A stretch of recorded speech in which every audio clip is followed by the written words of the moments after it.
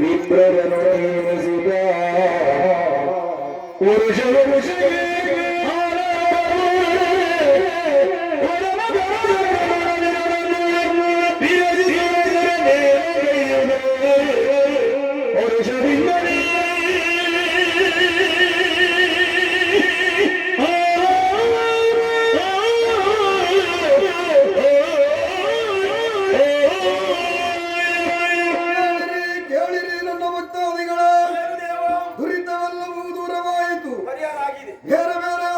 ಸಂಸಾರವನ್ನು ಒಂದುಗೂಡಿಸಿದ್ದೇನೆ.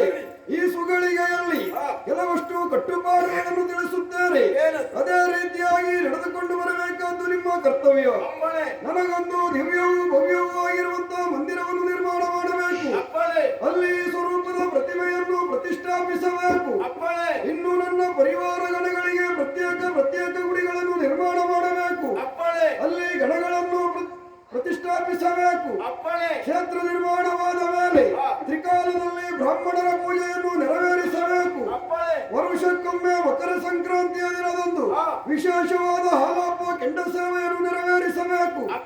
ಇನ್ನು ನನ್ನ ಕ್ಷೇತ್ರದಲ್ಲಿ ದಿನಾಲು ನಡೆಯಬೇಕಾದಂತಹ ಸೇವೆಗಳು ಹೂವಿನ ಪೂಜೆ, ರಂಗಪೂಜೆ, ಮಂಗಳಾರತಿ, ರುದ್ರಾಭಿಷೇಕ ಹೀಗೆ ಇತ್ಯಾದಿ ಸೇವೆಗಳು ದಿನಾಲು ಕ್ಷೇತ್ರದಲ್ಲಿ ನೆರವೇರಿಸಬೇಕು.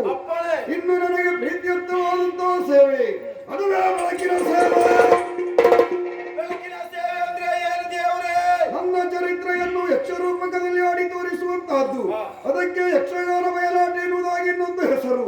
ಯಾವುದೇ ವ್ಯಕ್ತಿಯಾಗಲಿ ಮನೆವಾರತಿ ವಿಚಾರದಲ್ಲಿ ಕಷ್ಟ ಹೊಂದಿದಾಗ, ವ್ಯಾವಹಾರಿಕವಾಗಿ ನಷ್ಟ ಹೊಂದಿದಾಗ, ಸಂತಾನ ಪ್ರಾಪ್ತವಾಗದೇ ಇದ್ದಲ್ಲಿ, ನನಗೆ ಪ್ರೀತ್ಯರ್ಥವಾದಂತಹ ಬೆಳಕಿನ ಸೇವೆಯನ್ನು ಹೇಳಿಕೊಂಡಲ್ಲಿ ಅವರ ಕಷ್ಟವನ್ನು ಹೋಗಲಾಡಿಸಿ ಸುಖವನ್ನು ಪ್ರಾಪ್ತಿಸಿಕೊಡುತ್ತೇನೆ.